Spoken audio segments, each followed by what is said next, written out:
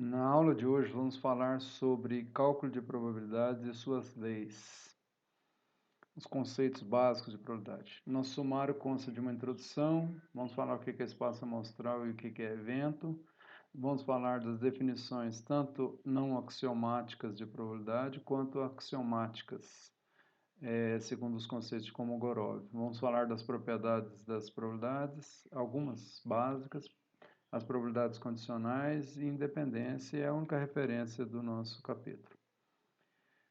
A introdução. A maior parte dos fenômenos estudados nas diversas áreas da ciência, do conhecimento, ela possui um componente de incerteza, o que gera variabilidade para a estatística. E por isso são conhecidos por fenômenos aleatórios. A probabilidade, o que ela é? Ela é uma área da ciência apropriada para estudar essas incertezas. Ela dá um certo padrão e você começa a conhecer algumas propriedades básicas desse componente que parece um componente totalmente aleatório, mas que existe um padrão regulatório por trás. E a probabilidade é a ciência que lida com isso. E ela é a base de todos os métodos estatísticos.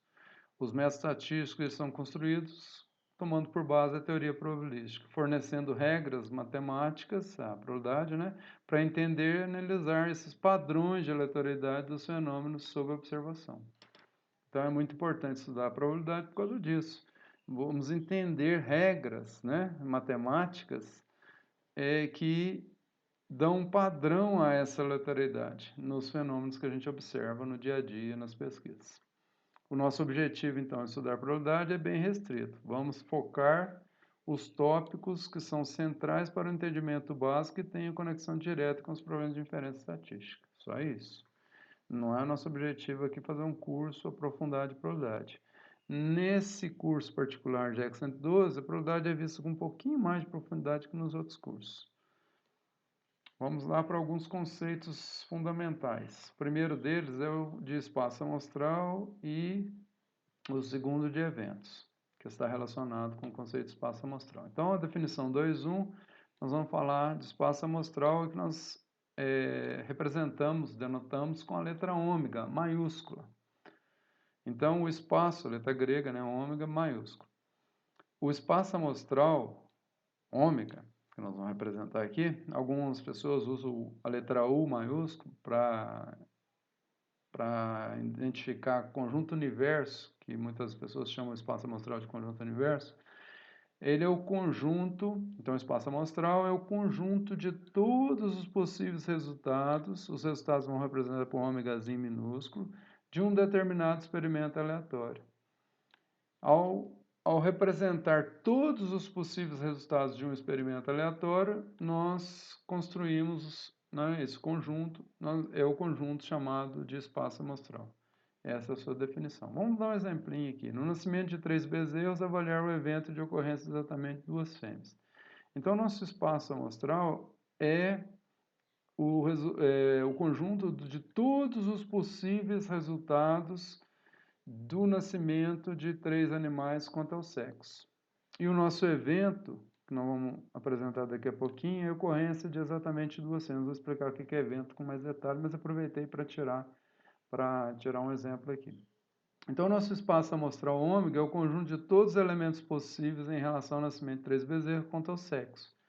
E o evento de interesse, nós representamos pela letra E aqui, é o subconjunto desse ômega com exatamente 2 fêmeas em cada ponto amostral. Os elementos, né, os resultados do espaço amostral é chamado de ponto amostral ou elemento do conjunto amostral, do espaço amostral.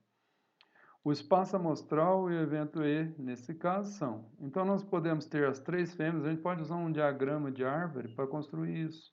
Primeiro nascimento, põe F e M. No segundo nascimento, F e M, mas para cada um dos acontecimentos do primeiro raminho da árvore. MF, MF, MF. Depois MF para cada um dos raminhos da árvore. Então, se você unir os raminhos, M, você tem esse ponto aqui. Se você unir F, F, F, você tem esse ponto aqui. Então, se você seguir os raminhos da árvore, do dendrograma, você consegue chegar nisso aqui. Bom, então nós temos 3 fêmeas, 2 fêmeas e um macho, os 2 primeiros são fêmeas, o segundo são macho, 2 fêmeas, mas o segundo é macho, o macho no primeiro e ainda com 2 fêmeas, depois uma fêmea e 2 machos nas 2 últimas posições, macho na primeira, fêmea na segunda e macho na terceira, 2 machos e uma fêmea na segunda posição, e macho, macho e fêmea na terceira posição, 2 machos e uma fêmea, e depois todos os machos. O evento que nós queremos é ter exatamente 2 fêmeas, onde tem exatamente 2 fêmeas. Esse aqui não tem, porque tem 3 Fs. Esse aqui tem exatamente 2 Fs. Então, esse é um dos eventos, um dos resultados possíveis que nos interessam, que vão formar esse subconjunto, que é o evento de interesse. O evento de ocorrência de 2 fêmeas. Esse também, que é o FMF, e esse aqui também. Os outros só tem uma fêmea, só tem uma fêmea, só tem uma fêmea e não tem nenhuma fêmea, os 3 são machos. Então, esse é o espaço amostral, são todos possíveis resultados de nascimento de bezerros quanto ao sexo, de 3 bezerros. E esse aqui é o evento de interesse, desses nascimentos, quantos que tem exatamente 2 fêmeas. Então, o que é um evento? Um evento é um subconjunto de ômega. Então, vamos ver, na definição 2 eventos. Antes, vamos falar, um elemento ômega do espaço amostral, ômegazão aqui, ômegazinho, né? Um elemento, é chamado de resultado do experimento, do espaço amostral. Um conjunto de resultados, ou equivalentemente, um subconjunto qualquer do espaço amostral é denominado de evento. Então, evento é qualquer subconjunto do espaço amostral, incluindo o conjunto vazio que a gente apresenta pela letra, pelo φ, né, que é a letra grega φ, que é esse zerinho cortado aí, e o próprio ômega. Então, são subconjuntos também. Se não tiver um subconjunto vazio, isso é um evento. E o próprio espaço amostral também é um evento, um conjunto de todos os possíveis resultados. Um evento ele é simples quando ele é formado por um único resultado, elemento de ômega, ou composto quando é constituído de mais de um resultado. O nosso evento aqui não é simples, porque ele tem 3 resultados. O primeiro resultado é o FFM, o segundo resultado é o FMF e o terceiro resultado é o MFF. Então, esse aqui a gente poderia chamar de ômegazinho 1, o índice 1, ômegazinho índice 2, ômegazinho índice 3, até ômegazinho índice 8. São 8 elementos que tem esse espaço amostral. E o subconjunto, esses 3 ômegazinhos aqui, o FFM, o FMF e o MFF. São os 3 resultados possíveis e não é um evento simples, é um evento composto, porque ele é constituído de mais de um resultado, mais de um elemento. Vamos definir o que significa se um evento ocorreu ou não ocorreu. Ocorrência de um evento, que é a definição 2.3. O que significa ocorrência de um evento? Um evento ocorre quando o resultado do experimento é um elemento do evento. Formalmente, se ômega é o resultado do experimento, então eu realizo um experimento aleatório. Vou lá no campo e acompanho o nascimento de 3 bezerrinhos. E eu vou ter os nascimentos. Se der, por exemplo, MMM, né, se é o meu ômegazinho, MMM é o meu resultado. Se esse é o ômegazinho, obviamente, ele pertence ao conjunto universo de todos os possíveis resultados, que é o nosso espaço amostral, que é o nosso ômegazão. Então, o evento A terá ocorrido se e somente se esse ômega pertencer a esse evento A. Então, um evento A ocorre se o ômega pertence ao evento. Então, por exemplo, se o resultado do nosso experimento é MMM, então eu acompanhei lá, nasceram 3 machos. O nosso evento E ocorreu? Não ocorreu, porque o nosso MMM não pertence ao evento E. Agora, se eu vou lá acompanhar e o resultado dá 2 fêmeas, a primeira é fêmea, o segundo nascimento é macho, o terceiro é fêmea, esse resultado pertence a E. Portanto, esse evento teria ocorrido. Se o resultado do experimento fosse esse, o evento teria ocorrido. Se o resultado do experimento fosse esse, o evento não teria ocorrido. Então, o evento ocorre se o resultado do experimento, o que você verificar como resultado do experimento, ao executar aquele experimento aleatório, pertencer ou não ao evento. Se pertence, o evento ocorreu, se não pertence, o evento não ocorreu. Outro conceito importante sobre eventos é a definição 2.4, o conceito de eventos mutuamente excludentes ou exclusivos, ou eventos disjuntos. Então, se nós tivermos um conjunto de eventos, o evento A1, o índice aqui é só para indicar eventos diferentes, podia ser A, B, C, etc. A1, A2, AN, N eventos. Eles são mutuamente excludentes ou exclusivos se eles não tiverem resultados em comum e que pode ser formalizado pelo seguinte propriedade matemática. Se a interseção AI com AJ do evento AI, pode ser o A1, por exemplo, o A2, o A3, e assim por diante até o AN, com outro evento J. Pode ser se esse aqui é o A1, pode ser o A2, o A3, o A4 até o AN. Se esse é o A2, pode ser o A1, o A3, o A4, o J. Se a interseção for o conjunto vazio, lembrando que esse zerinho cortado aí é o φ, né? Conjunto vazio.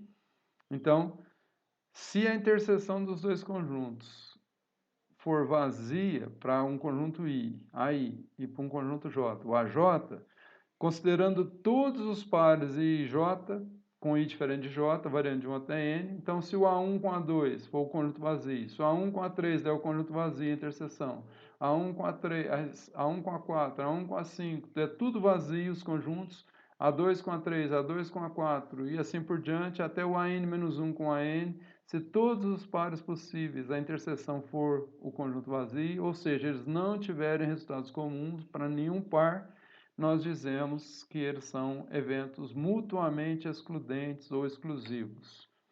Podemos dizer também que são disjuntos, são eventos disjuntos, pois não podem ocorrer simultaneamente. Então, o evento ser mutuamente excludente significa que eles não ocorrem simultaneamente, porque eles não têm elementos em comum.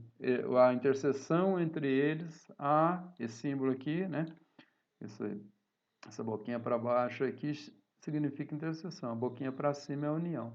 A interseção dos dois conjuntos desses, que são dois eventos. Esses conjuntos são eventos porque são subconjuntos do nosso espaço amostral. Se ela for o conjunto vazio para todos os pares possíveis, A1 com A2, A1 com A3, até um A1 com AN, depois o A2 com A3, o A2 com A4 e assim por diante, até o A2 com AN, e depois com A3 com todas as combinações, o A4, o A5, até o AN-1 com AN, todas as interseções forem vazias, nós dizemos que eles são disjuntos esses eventos, ou são mutuamente excludentes, ou mutuamente exclusivos. Então, essa é a definição importante de eventos. Vamos falar um pouquinho sobre definições de probabilidades não axiomáticas. Vamos considerar 3 definições básicas aqui. Para isso, vamos considerar um espaço amostral finito para a primeira, no qual definimos o que a gente chama de cardinalidade. Esse símbolo aqui, 2 barrinhas e o ômega, representa a cardinalidade do conjunto do espaço amostral ômega, do conjunto ômega. E essa cardinalidade representa o número de pontos, o número de resultados desse conjunto ômega, no caso aqui o espaço amostral. Vamos voltar naquele exemplo. Qual que é a cardinalidade, se a gente põe 2 barrinhas aqui desse ômega? É o número de pontos que esse conjunto tem. 1, 2, 3, 4, 5, 6, 7, 8. Tem 8 pontos, 8 resultados possíveis. Qual que é a cardinalidade do E? 1, 2, 3. Então, nós temos a cardinalidade do ômega igual a 8 e a cardinalidade, que é o número de elementos que o conjunto tem, do E igual a 3. Então, esse símbolo aqui para o conjunto A, né, para o evento A, representa a cardinalidade do evento A, ou seja, o número de resultados de pontos que o conjunto A possui, quantidade de pontos que constitui esse evento. Simples como isso. Então, a definição clássica de probabilidade, que é a definição 3.1, ela nos diz o seguinte: se nós considerarmos o ômega como espaço amostral de algum experimento, tendo um número finito de pontos, que é a cardinalidade dele, cardinalidade de ômega, se fosse aquele exemplo, seria igual a 8, igualmente prováveis, Então, cada ponto tem a mesma probabilidade de ocorrência. Então, eles são equiprováveis, é uma condição para essa definição. E se nós tivermos um evento contido em ômega, obviamente, porque todo evento tem que estar contido em ômega. Um evento do espaço amostral contendo cardinalidade de A pontos, quer dizer, o número de pontos desse conjunto é a cardinalidade dele. Então, a probabilidade desse evento, do evento A ocorrer pela definição clássica de probabilidade é dado por essa fórmula. Probabilidade do evento A ocorrer, que a gente chama de P de A, é a cardinalidade do A sobre a cardinalidade do ômega. Qual é a probabilidade naquele exemplo do evento E ocorrer? Quantos pontos tínhamos no evento E? Então, a probabilidade do E, troca o A por E aqui. A probabilidade do E é cardinalidade do E sobre a cardinalidade do ômega. Então, dá 3 sobre 8. 3 oitavos, que é 0,3750, que é 37,5%. Então, a probabilidade de nascer exatamente duas fêmeas em nascimento de 3 animais, quanto ao sexo, é de 37,5%. Então, se a gente visitar famílias de animais, de 3 animaizinhos, nós vamos encontrar 37,5% delas, em média, com exatamente duas fêmeas.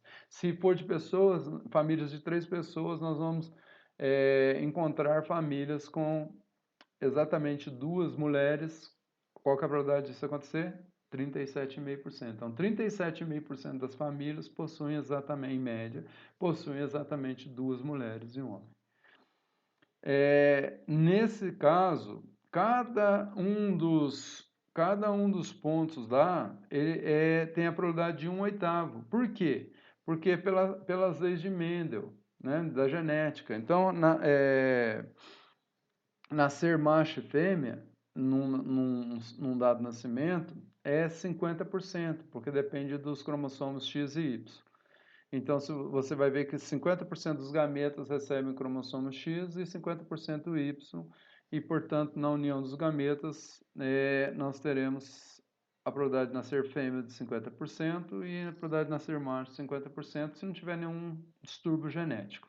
Então, em condições normais, do ponto de vista genético, teremos 50% de fêmeas em cada nascimento. Então, e 50% de macho. Então, quando você tem um evento FFF, é nascer fêmea e fêmea no segundo e fêmea, a interseção dos três, e são independentes. O nascimento de fêmea no primeiro nascimento não interfere no nascimento do segundo e não interfere no terceiro.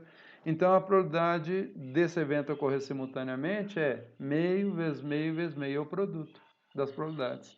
A probabilidade de nascer fêmea, fêmea e fêmea é meio vezes meio vezes meio, 1/8.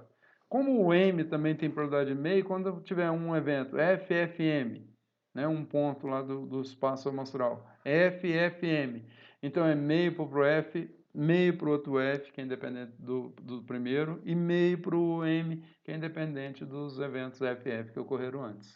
O nascimento de fêmea antes não interfere no nascimento de fêmea ou macho no próximo nascimento.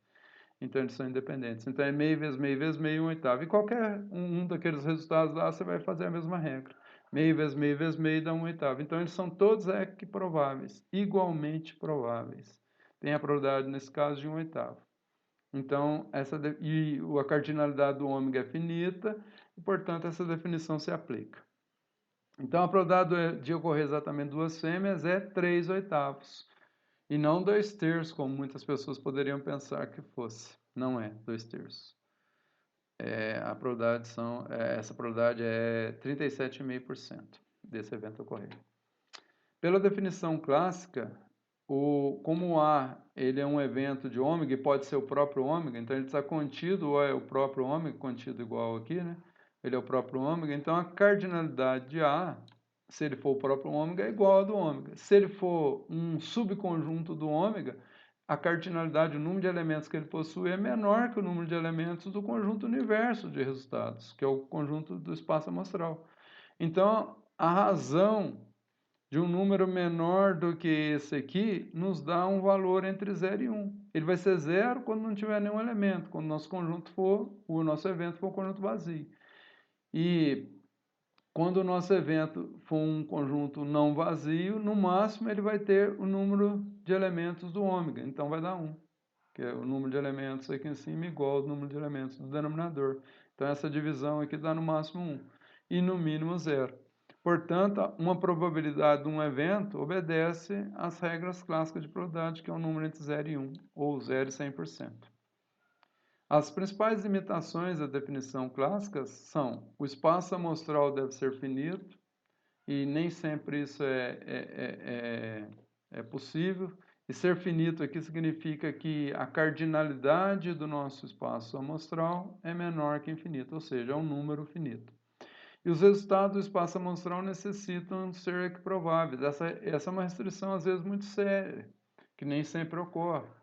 Por exemplo, a proporção de flores roxas e brancas no nascimento, né, em uma geração, melhor dizendo, filial 2, uma F2 de feijoeiro, do cruzamento de duas linhagens, uma com flor roxa, outra com flor branca,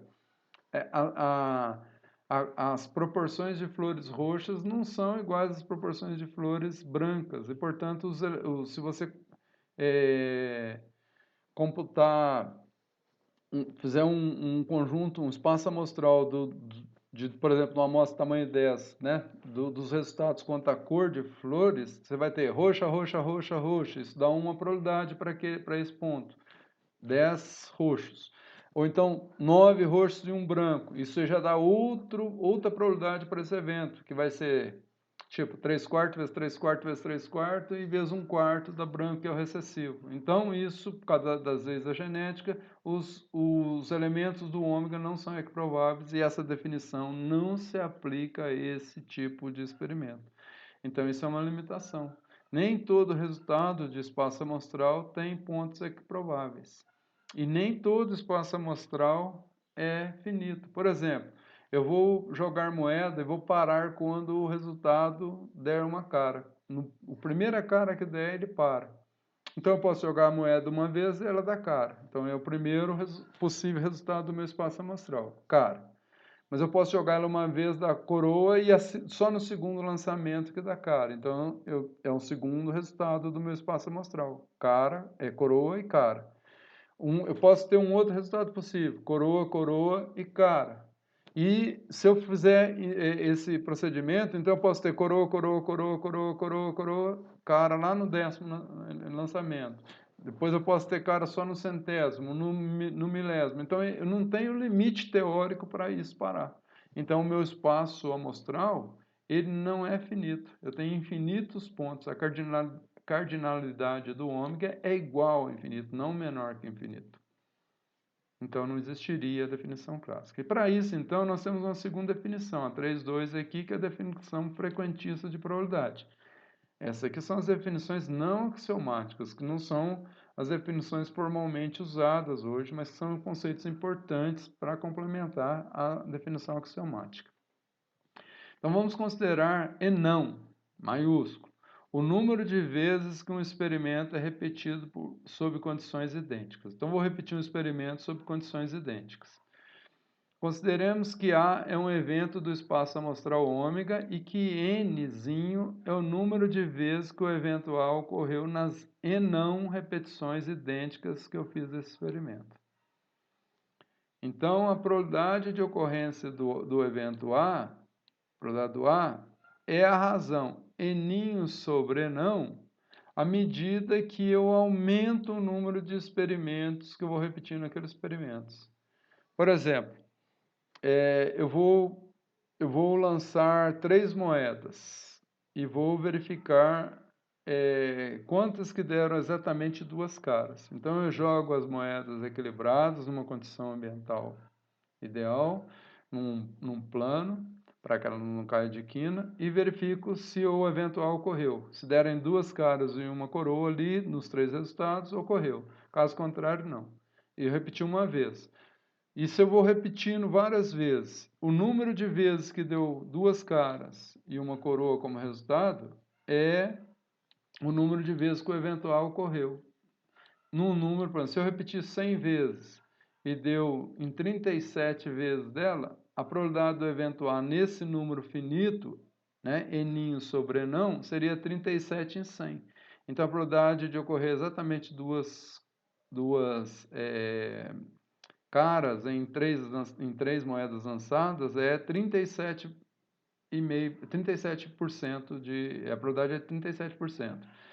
Isso com meu Enão finito, 100 vezes, mas eu teria que fazer isso um número infinito de vezes. Em vez de 100, teria que jogar esse n para um número infinito de vezes. Eu não consigo fazer isso na prática.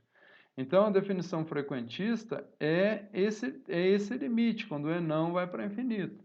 Então, uma das vantagens da probabilidade frequentista sobre a definição clássica, ela é dada pelo fato de não exigência que o espaço amostral seja finito. Não precisa ser finito. Eu posso fazer experimentos com espaço amostral de tamanho infinito. E a frequência relativa N sobre N independe desse fato, tá? Do espaço amostral ser infinito, porque eu não vou pegar a cardinalidade do ômega. Eu vou ver se o evento ocorreu ou não ocorreu no número de vezes N que eu vou repetir. Mas essa probabilidade é o limite dessa fração, não no número finito, no número infinito de repetições. Da mesma forma, essa razão independe também do fato de que os pontos ômicos sejam equiprováveis. Então, é outra vantagem. Eu não preciso ter o espaço amostral com elementos equiprováveis, tipo aquele caso lá do nosso nascimento de fêmeas, que é 1/8 para cada um. Não preciso ter isso. Então, é uma segunda vantagem em relação à definição clássica. Agora, as desvantagens são a dificuldade de garantir com bases teóricas sólidas que esse limite vai convergir para a probabilidade A. O que me garante isso aí? Eu não tenho uma base matemática formal, não tem nenhum teorema matemático que me permita provar isso formalmente.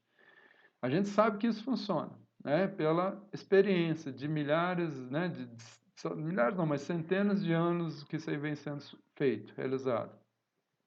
Nós fazíamos experimento lá antes de Cristo e depois em 1800, 1500 com o Bernoulli lá. E mesmo que haja essa convergência desse limite para a verdadeira probabilidade, ainda carecemos, né? Precisamos de bases sólidas para responder à questão de como podemos observar um valor limite se uma sequência infinita de repetições do experimento é exigida. Como é que eu vou repetir infinitas vezes na prática? Não tenho jeito, eu tenho que parar com um não suficientemente grande. E isso vai me garantir que aquela convergência, mesmo que ela exista, que eu garanto que ela converja, mas será que aquele número finito, 1000 vezes, tá bom? Será que eu preciso repetir 1 milhão de vezes para chegar numa boa aproximação para a probabilidade A? É isso que nós não sabemos.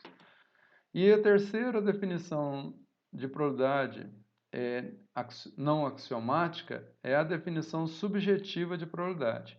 O número real, P de A, entre 0 e 1, escolhido para expressar as crenças pessoais da probabilidade de ocorrência desse evento A de interesse, que é um evento que está contido em ômega. Quer dizer, todo evento é um subconjunto de ômega, então A está contido em ômega. Então, esse número real, entre 0 e 1, ou entre 0 e 100%, ele é definido como probabilidade subjetiva de ocorrência desse evento. Escolhido para expressar a crença pessoal, né, a crença que eu tenho. Então, de acordo com as minhas convicções. Será que vai chover hoje? Então, o evento vai chover hoje. Eu vou dar a probabilidade de 30%. Então, P de A vai ser 0,3, ou 30%, ou 3 décimos, ou 30 sobre 100. Então, essas probabilidades são subjetivas, porque elas expressam as minhas crenças e juízos, né, pessoais. Então, elas expressam as crenças e juízos dos indivíduos que estão atribuindo probabilidades ao evento de interesse. Vai chover hoje? A gente faz isso, a gente usa a probabilidade subjetiva, eu vou sair. Se eu suspeito, né, então, eu dou uma alta probabilidade de que vai chover, eu levo um guarda-chuva, eu levo uma capa de chuva, né, comigo. Então, a gente faz isso frequentemente no dia a dia. A gente vive dando probabilidade para coisas que vão afetar o nosso comportamento durante o dia. Uma das vantagens das probabilidades subjetivas é que ela pode ser atribuída a experimentos que não podem ser repetidos. Por exemplo, a probabilidade de haver seca no próximo ano ou não. Então, vai haver seca no próximo ano? Então, eu posso dar uma probabilidade para ela. E não tem como repetir o próximo ano. Ele ocorreu uma vez e acabou. E numa área da estatística chamada inferência bayesiana, né, uma área específica, as probabilidades subjetivas são muito importantes em várias situações, porque elas incorporam as crenças e os juízos, né, dos pesquisadores para realizar a inferência estatística. Essa frase do Mitch Halmer aqui, desculpe, Mathematical Statistics for Economics and Business. É a segunda edição, Nova York, da Springer, 2013. Mittelhammer. Matemática ou estatística para economistas e negócios, né? Então, essas probabilidades subjetivas, elas são aplicadas formalmente numa área de estatística chamada inferência bayesiana. As definições, nosso próximo tópico aqui, nossa próxima sessão, são as definições axiomáticas de probabilidade. Então, nós temos essas três definições não axiomáticas e agora vamos falar das definições axiomáticas. Então, devemos pensar uma forma de modelar um experimento aleatório construindo uma teoria sólida e geral. E essas ideias é que levaram o Kolmogorov, que é o pai dessa teoria, né, da probabilidade axiomática, da formulação dessa teoria, na teoria de probabilidade moderna, e que levaram ele a formular a teoria a respeito do espaço de probabilidade e de como um experimento aleatório deve ser construído e colocar matemática, todas as ferramentas da matemática para lidar com as probabilidades. Então foi daí, a partir do Kolmogorov, é que a probabilidade se desenvolveu. Considerando uma função P, nós vamos usar isso aqui, uma função P maiúsculo aqui, que fornece as probabilidades de qualquer evento do nosso espaço amostral, incluindo um evento A qualquer, incluindo o próprio ômega, nós podemos definir simplificadamente o espaço de probabilidade como a seguir. Nós vamos apresentar. Então, P, a gente vai chamar que é uma medida de probabilidade. Então, nós vamos fornecer uma forma de medir probabilidades de eventos de interesse. Então, a nossa definição 4.1, espaço de probabilidade. Veja, não é espaço amostral, é espaço de probabilidade. O espaço de probabilidade, ele é um construto matemático, uma regra matemática, que modela um experimento consistindo de estados que ocorrem aleatoriamente, subdividido em três, na verdade são três partes, mas eu simplifiquei aqui no curso, porque eu não vou falar de uma parte importante que envolve teoria da medida aqui, tá? Então, vamos resumir esse conceito do Kolmogorov a duas partes. Se vocês forem ler sobre esse espaço de probabilidade num livro mais avançado de probabilidade, vocês vão ver que, na verdade, se tratam de três partes, que é uma tal de sigma álgebra que vai faltar aqui, que faz parte da teoria da medida. Não vou falar de sigma álgebra no nosso curso, a não ser agora, que eu estou falando agora. Só mencionando, né? Só para você saber. Então, no nosso caso aqui, na nossa definição, tem duas partes, que é o espaço amostral. Então, nosso espaço de probabilidade consiste do espaço amostral e da função P, que é a medida de probabilidade. O espaço amostral é o subconjunto de todos os resultados possíveis de um experimento, como a gente já viu anteriormente. E a função P, que eu adiantei o conjunto, ela é uma função que mapeia o espaço, os resultados do nosso espaço amostral ômega nos reais no intervalo 0,1. Então, ela mede uma coisa que está aqui no espaço amostral, um resultado do experimento, transforma ela numa medida matemática que está no intervalo da reta entre 0 e 1, ou seja, numa probabilidade. Então, a P aí é uma medida de probabilidade definida em ômega. Então, ela mapeia ômega em 0 e 1. Então, é uma função, então a medida de probabilidade é uma função de ômega em 0 e 1. A dupla ômega P é dominada de espaço de probabilidade. Na verdade, o correto seria ômega P e vírgula sigma álgebra, que a gente representa com a letra F toda bonitinha, mas que eu não vou falar aqui. Então, vamos considerar só a dupla, não a tripla. Podemos, então, definir a função P, que é uma medida de probabilidade, que a gente já definiu o espaço amostral. Então, vamos definir essa medida aqui, essa função, dessa seguinte forma. Medida de probabilidade P. Então, essa definição aqui é muito importante para entender probabilidade. Alguns teoremas que a gente vai mostrar ali na frente usam isso aqui para provar. Medida de probabilidade P é uma função cuja imagem está em 0,1. Né? Então, ela mapeia ômega em 0,1, igual eu mostrei anteriormente. Mapeia ômega em 0,1. Então, a sua imagem, seu conjunto imagem, são elementos do intervalo dos reais 0,1. São probabilidades. A nossa função aplicada no ômega, probabilidade do ômega, tem que dar 1. Então, a nossa primeira propriedade é probabilidade do espaço amostral é 1. Probabilidade de acontecer tudo é 100%, não tem outra. Então, em que ômega é o espaço amostral. Se A é um evento, se é evento é um subconjunto de ômega, que pode ser o próprio ômega ou o conjunto vazio. Então, a probabilidade do evento A, essa medida de probabilidade, é um número maior ou igual a zero, porém menor que 1, porque está em 0 e 1. Então, a nossa probabilidade é maior ou igual a zero. Ela pode ser zero se o nosso evento, por exemplo, for o conjunto vazio. E se nós tivermos eventos A1, A2, A3, pode ser finito, até AN ou até infinitos eventos, A1, A2, A3, etc., A infinito. A probabilidade da união desses eventos, aqui é muito importante, é igual à soma das probabilidades. A probabilidade da união é igual à soma das probabilidades. Então, a probabilidade da união do A1 com A2, com A3, com A4 e assim por diante até infinito é a soma, para ir variando de 1 até infinito, das probabilidades de cada evento. A probabilidade do A1 mais a probabilidade do A2 mais a probabilidade do A3, etc., até infinito. Desde que, para um I diferente de J, 1, 2, por exemplo, I igual a 1, J igual a 2, a interseção de vazio, qualquer que seja o par que a gente escolha de IJ em relação ao número de eventos que nós temos. Para todo I e J, I diferente de J. Então, a probabilidade da união de eventos, se eles forem disjuntos, é a soma das probabilidades. Se eles não forem disjuntos, não é. Mas se forem disjuntos, é. Então, essa propriedade muito importante chama essa terceira chama aditividade da probabilidade. A probabilidade da união de eventos é igual à soma das probabilidades desses eventos. Então, é uma medida que ela vale 1 se o evento que nós estivermos medindo a probabilidade for o ômega, e ela, se for um evento qualquer, é um número positivo maior ou igual a zero, e, portanto, menor que 1, porque é uma função que está em 0 e 1, não tem valores maiores que 1.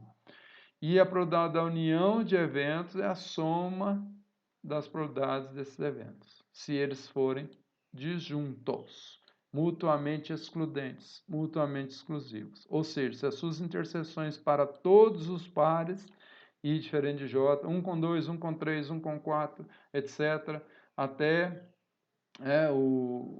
sei lá, 5 com 10, 5 com 11, 5 com 12, 11 com 13, qualquer par que você pegar com I diferente de J, a interseção dá o conjunto vazio.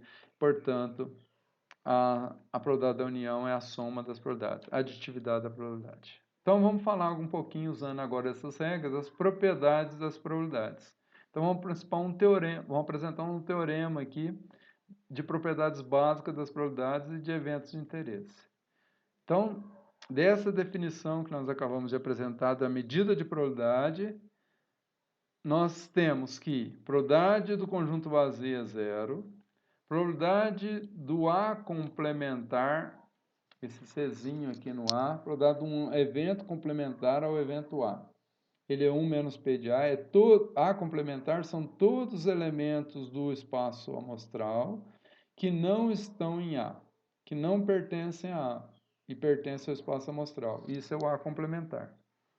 Probabilidade da união de dois eventos é probabilidade de A mais probabilidade de B menos probabilidade da interseção. Mas, professor, você não falou que a probabilidade da união de eventos é a soma das probabilidades? Se eles forem excludentes. Eu não falei que o A e B que são mutuamente excludentes ou são disjuntos. Então, aqui, eu precisaria A inter B igual a vazio. Não falei isso. Então, a probabilidade da união não é a soma da probabilidade do A mais a do B. Ela envolve um menos aqui, a probabilidade da interseção.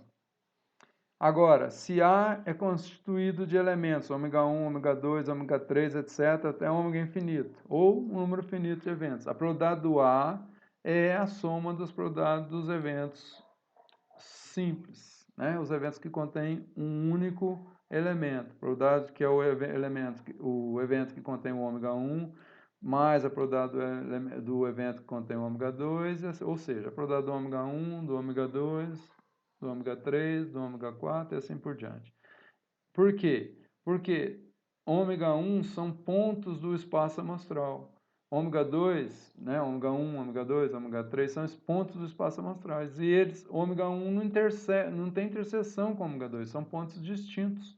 Então, o ômega 1 forma um evento disjunto do ômega 2. Eu estou explicando aqui o que eu vou fazer como prova desse teorema.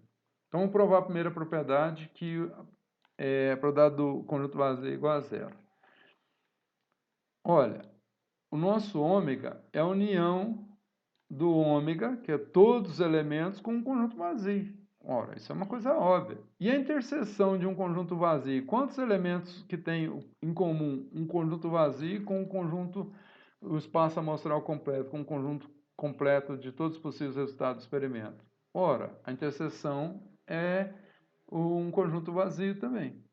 Nosso ômega é isso aqui. Assim, a probabilidade do ômega, eu posso, que é 1, que é nosso primeiro axioma aqui, ó, probabilidade do ômega é igual a 1,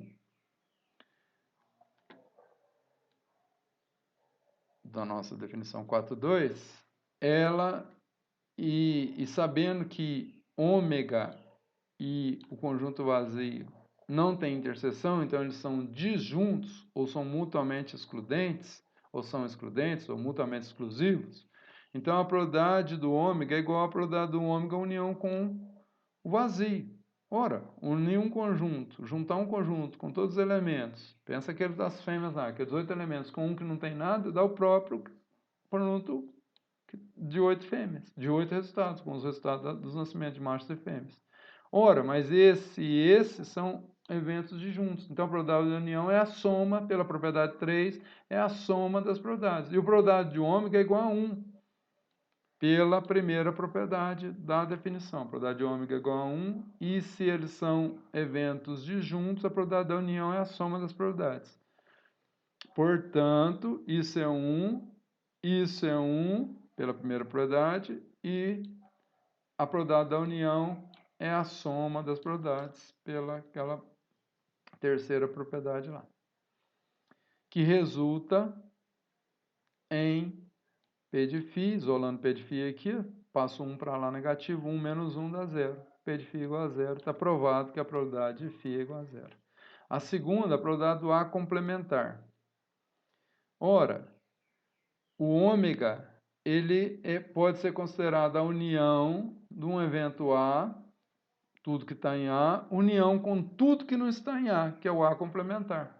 Então, imagine o nosso ômega, um conjunto, um retângulo, dentro dele um círculo, e tudo que não está dentro desse círculo é o A complementar.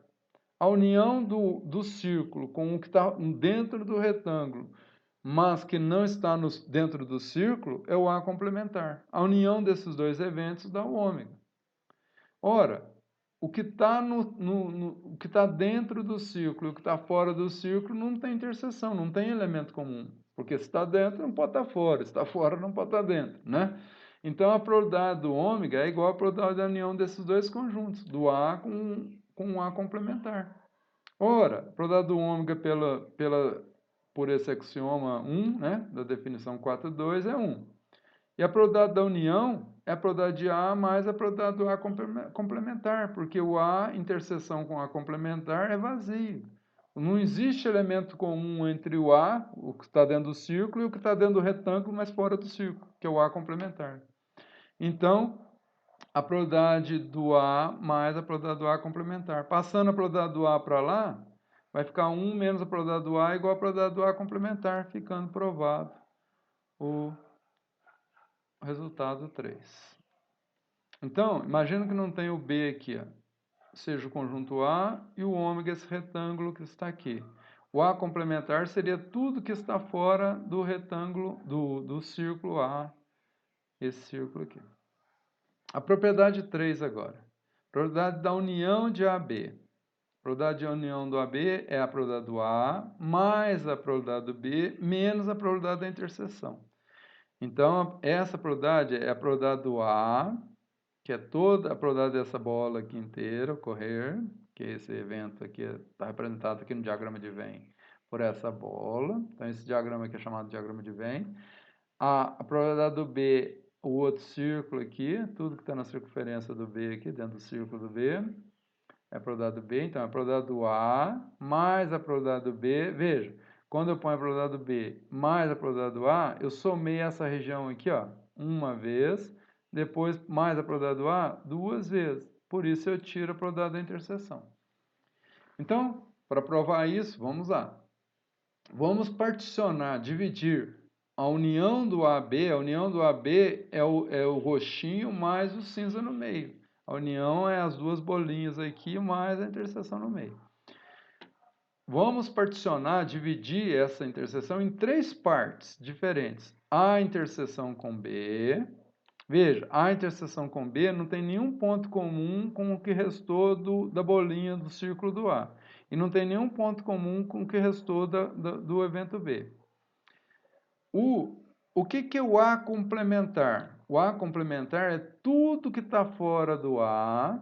Então, imagine esse círculo do A aqui e pintaria de verde tudo que está fora do A. Agora, faça a interseção dessa região verde, tudo que está fora do A, dessa bolinha do A aqui, ó, mas no retângulo. Ou quadrado, seja lá o que for aqui. Né? Que é retângulo, né? Essa base aqui acho que é maior que essa aqui, não sei. Mas não importa. Então, com interseção com o conjunto B. Então, tudo que está fora do A, interseção com o conjunto B, dá essa região roxinha aqui, ó, da bolinha do B, ó. Só essa parte aqui, ó. Fora o que está aqui em cinza. Então, A complementar interseção com B é essa parte aqui, ó. Veja que A inter B, que é a interseção dos dois, e A complementar interseção com B não tem elemento comum. O cinza e o roxo daqui não tem elemento comum. Para complementar a união dos dois conjuntos, a união com B, que é tudo isso, não só o conjunto B, que é essas duas partes aqui, isso aqui mais isso aqui, dá o conjunto B, ó. Tá faltando esse outro roxinho aqui, ó, tudo que está no círculo do A, mas que não faz parte do conjunto B, ou seja, não está nessa região cinza. Agora, então, imagine o B roxinho inteirinho e o B complementar tudo que tiver no retângulo fora do B roxinho. Põe verde. Agora, faz a interseção do verde com o conjunto A. Dá esse roxinho aqui de fora. Tudo que está no A e está no verde que estaria de fora do B. Então, dá essa parte aqui. Então, A interseção com B complementar. Então, a nossa união aqui pode ser a união de três partes. Isso, esse conjunto, que é A interseção com B complementar, união com A com interseção com B, união com A complementar interseção com B. Isso nos dá a união com B. Então, nós formamos dividimos, particionamos a união com B em três partes, A inter B complementar, A inter B e A complementar inter B, que são disjuntos, são eventos disjuntos, são três partes disjuntas, mutuamente excludentes. Ó. O que está em roxo aqui não tem ponto comum com o cinza e não tem ponto comum com o outro roxo, que é o A complementar inter B, esse e o outro aqui. Então, nós podemos falar que a probabilidade da união AB é a probabilidade da união desses três eventos aqui. Então, a probabilidade da união AB é a probabilidade do primeiro evento, mais a interseção no meio, mais o outro evento lá, A complementar inter B e A complementar B complementar. Esse evento aqui, ó, essa soma aqui, A interseção com B complementar e A inter B, vamos voltar no diagrama, A interseção com B complementar, mais a probabilidade do A interseção com B, área roxinha aqui, mais a área em cinza aqui, dá pedial, dá todo o círculo A. Então, foi o que eu escrevi aqui, essas duas partes aqui, a soma das duas probabilidades dá exatamente a probabilidade do A. Sobrou essa parte aqui que está aqui. Agora, quem é a probabilidade do B? O evento B. O evento B é a união desse evento com esse. Então, a probabilidade do B é a soma, como são eventos disjuntos, isso aqui não tem ponto comum com nada do roxinho que está no resto do B aqui. Então, a probabilidade da união dos dois dá a probabilidade do B. Então, a probabilidade do B é a probabilidade dessa interseção mais a probabilidade dessa outra interseção. Porque a união dessas dois eventos, esse com esse, dá o B. E a probabilidade da união é a soma das probabilidades quando os eventos são disjuntos, quando eles não têm pontos comuns. O cinza não tem ponto comum com isso aqui. Então, a probabilidade do B é a probabilidade de A inter B mais probabilidade de A complementar B. Está aqui. Agora, se nós subtrairmos P de A união com B menos P de B, então nós temos P de A união com B menos P de B, isso menos isso. Nós vamos ter P de A união com B é isso. Ó. Olha lá. E P de B, nós vamos substituir por menos isso. Então, menos P de A inter B, menos P de A complementar inter B. Esses dois aqui, ó, mais P de A inter B, menos P de A inter B, se cancelam. Então, sobra aqui P de A menos P de A inter B. Se nós passarmos o menos P de B para o outro lado, nós vamos ter mais P de B. Está aqui. Então, P de A união com B é P de A mais P de B menos o P da interseção, menos o P de A inter B.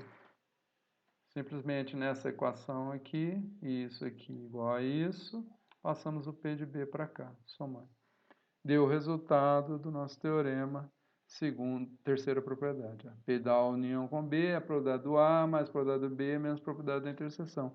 Veja que intuitivamente, ó, se a gente somar a probabilidade do A, a gente vai somar essa A inter B uma vez, mais a probabilidade do B inteiro, o cinza mais o roxinho da direita.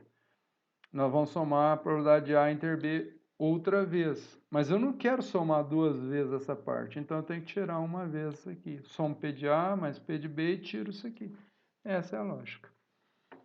E finalmente, para provar 4, basta observar que os AIs, se eu construir AI com cada ômega, com ômega 1 eu tenho um A1, com ômega 2 eu tenho um A2, com ômega 3 eu tenho o A3, e assim por diante. P de A vai ser a P da união desses AIs.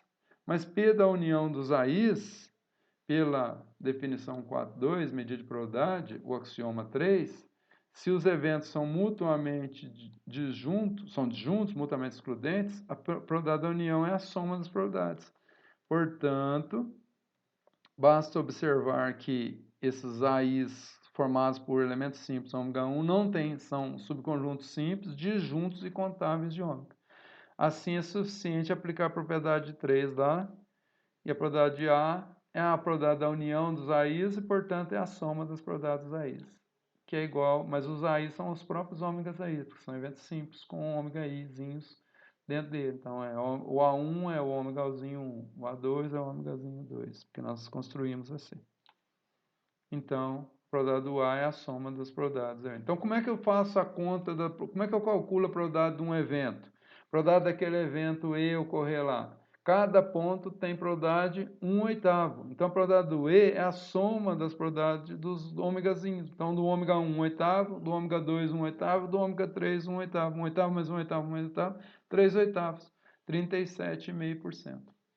Bom, como A é a união dos AIs, a probabilidade do A é a soma das probabilidades dos AIs, está ali. Porque a probabilidade da união é a soma das probabilidades dos AIs se eles forem disjuntos.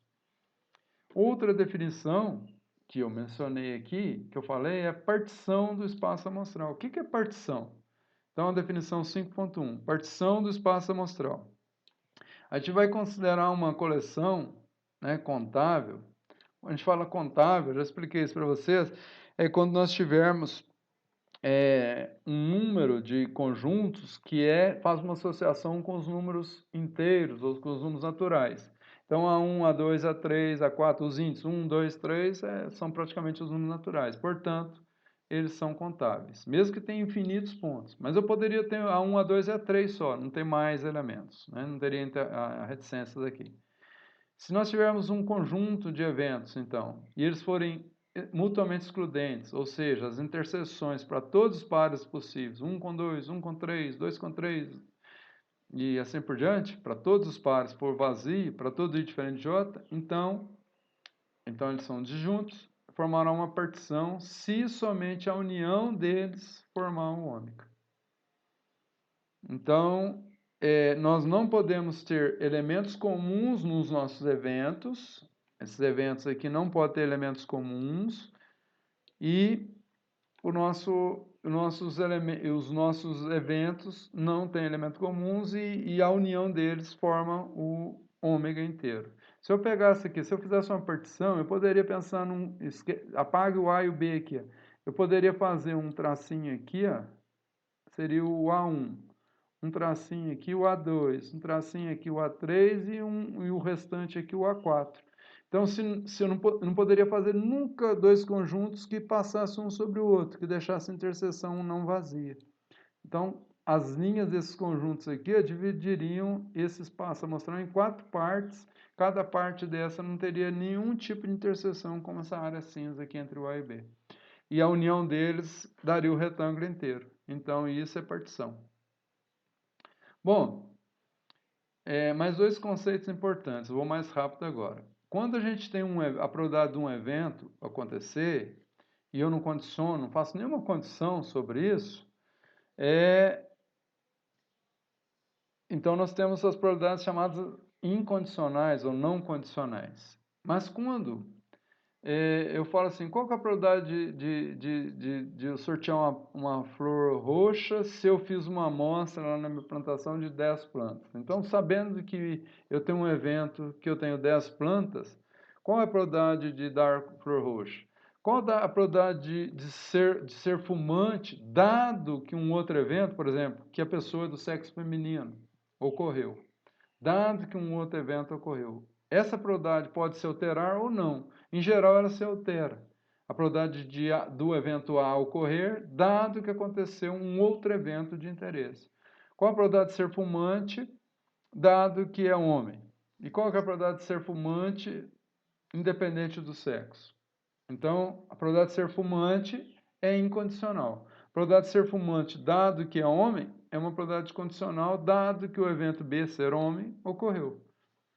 Então, essa definição de probabilidade condicional é dada aqui. Então, tivemos dois eventos, A e B. A probabilidade de B maior que zero, é uma condição para a existência dessa probabilidade condicional.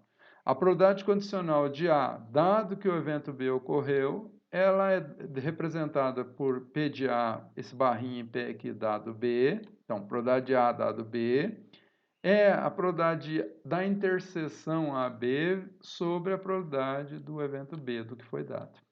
Probabilidade da interseção, faz a interseção aqui de A e B, divide pela probabilidade do evento que foi dado. Então, essa regrinha aqui. P de A dado B é a probabilidade da interseção vezes B. Veja como ilustrado aqui. A probabilidade de A dado B. Ora, se eu sei que ocorreu B, o meu espaço amostral já não é mais isso. Eu sei que eu estou aqui, ó, aconteceu esse resultado aqui. Ó. Meu espaço amostral é esse círculo roxo mais a interseção aqui de A e B. Então, ocorreu isso aqui. Qual é a probabilidade de ocorrer A? Não é mais essa área desse círculo em relação ao espaço amostral ômega mais. Ocorrer A, se o B ocorreu, só pode ocorrer A na interseção. Então, é a probabilidade da interseção, A ocorre quando ocorre a interseção, dado o nosso novo espaço amostral de referência, que é o B, porque o B ocorreu, nós restringimos o nosso ômega para só os pontos que representam o B. Se o B ocorreu, eu estou aqui, ó, dentro do círculo do B. Para ocorrer A, só ocorre A um ponto da interseção, porque não pode, se o B ocorreu, não pode dar um ponto aqui, não tem essa possibilidade, porque esse ponto que está aqui de fora, onde eu estou apontando com o mouse, não pertence ao conjunto B. Então, essa probabilidade de A não pode ser um ponto aqui, tem que ser um ponto necessariamente que pertence a B também. Então, é um ponto da interseção. Por isso que é P de A inter B sobre P de B. O P de B é a nossa nova referência, é como se ele fosse o nosso novo espaço amostral. Dado que o B ocorreu, ele passou a ser o nosso conjunto universo, nosso novo espaço amostral de referência. Um teorema que surge daqui, eu apresento a prova, também desse teorema, mas é bem simplesinho. Eu vou usar essa definição aqui para apresentar. É o teorema de Bayes, é usado na inferência bayesiana. Esse teorema de Bayes ele fala o seguinte: considere que A e B são dois eventos com probabilidades não nulas. Então, a probabilidade de A é não nula, é maior que zero, a probabilidade de B é maior que zero. Obviamente, a probabilidade é um número entre 0 e 1. Então, é maior que zero, menor ou igual a 1. E do B, tanto A quanto B. Então, a probabilidade de A dado B, pelo teorema de Bayes, uma versão bem simples, é igual à probabilidade de B dado A, veja que inverteu, a probabilidade de B dado A, vezes a probabilidade de A, sobre a probabilidade de B, que é o que foi dado. Então, a probabilidade de B dado A, vezes a probabilidade de A, sobre a probabilidade de B. Esse é o teorema de Bayes. O que esse teorema nos fala? Que eu posso calcular a probabilidade de A dado B se eu souber a probabilidade ao contrário, de B dado que A ocorreu. Então chama a probabilidade, o teorema da inversão das probabilidades. Eu inverto quem eu dei. Ocorreu A, eu sei que ocorreu A, eu calculo a probabilidade de B dado A. Mas, a partir da probabilidade de B dado A, eu posso calcular a probabilidade de A dado B, que é o contrário. Dado que ocorreu B, qual que é a probabilidade de A? Mas eu sei que ocorreu A.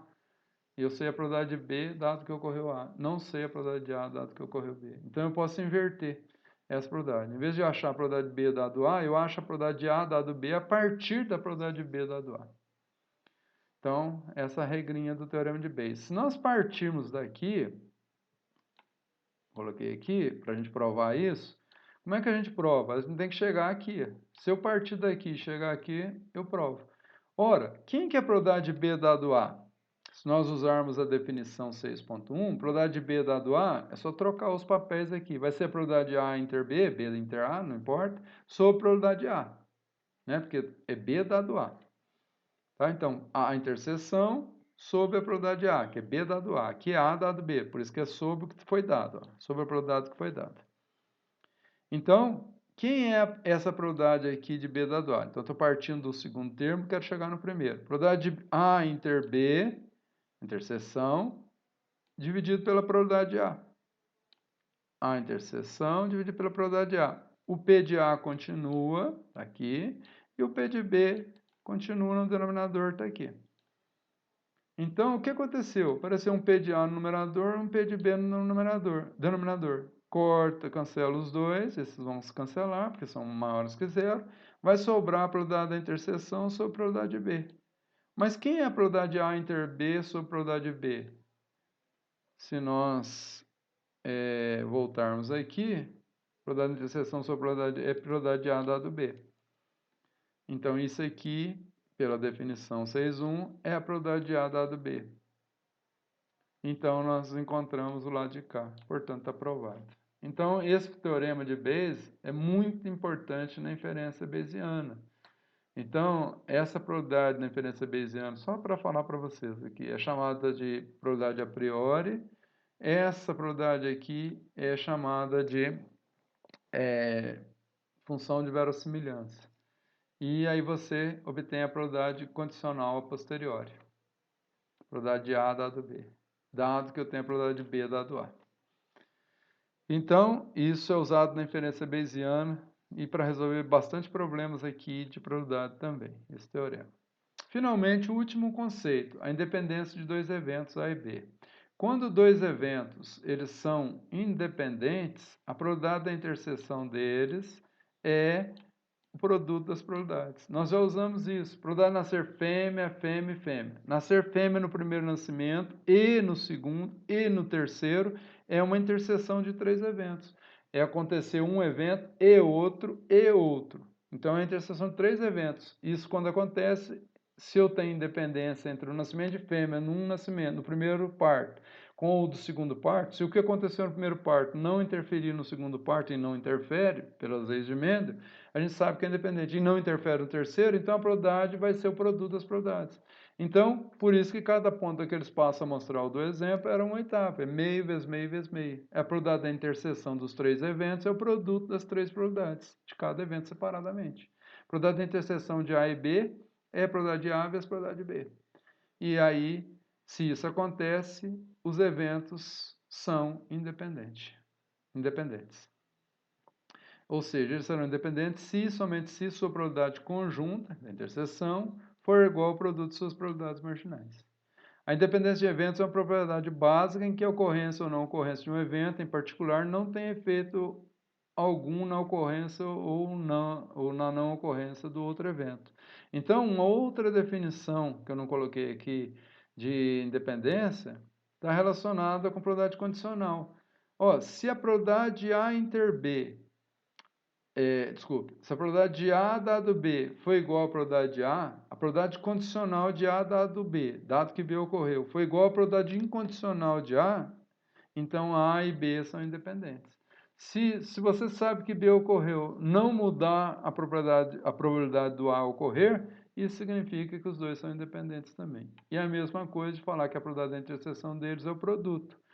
Veja nessa definição, põe que a probabilidade da interseção é o produto. P de A inter B, P de A vezes P de B. O que acontece com o P de B que está aqui? Cancela com P de B embaixo. Então fica P de A dado B igual a P de A. Ou seja, a probabilidade do A é igual a probabilidade incondicional, é igual a probabilidade condicional de A dado B. Tá? Eu não vou provar esse teorema, mas provei ali, né, de forma bastante simplificada. Então, independência de eventos é muito importante. Quando vocês têm eventos disjuntos, o A não teria nenhum ponto de contato com o B. Isso, disjuntos, é uma confusão que as pessoas fazem, não, já descarta a independência, que a probabilidade de A inter B é zero. É diferente de dois eventos com probabilidades maiores que zero, probabilidade de A e probabilidade de B maior que zero, produto não vai dar zero nunca. Então, se eles são disjuntos, não podem ser independentes. Tá? Então, se tem duas bolas separadas, nenhuma interseção entre eles, que não é o caso aqui, né? Numa representação, não tem a probabilidade de A vezes a probabilidade de B, nunca vai dar a probabilidade de A inter B. Porque isso aqui é positivo, positivo, dois produtos de coisas positivas não dá uma coisa que é zero, que é um conjunto vazio, que não tem interseção. Então, se os conjuntos disjuntos não são independentes. E muita gente confunde. Ah, dois conjuntos disjuntos são independentes. Não são, são disjuntos. Disjuntos não significa independência. A nossa referência é o livro do Mitterhalmer, Mathematical Statistics for Economics and Business. Estatística Matemática para Economia e Negócios. Segunda edição, 2013. Então, até a próxima aula que nós continuaremos com probabilidade. Muito obrigado.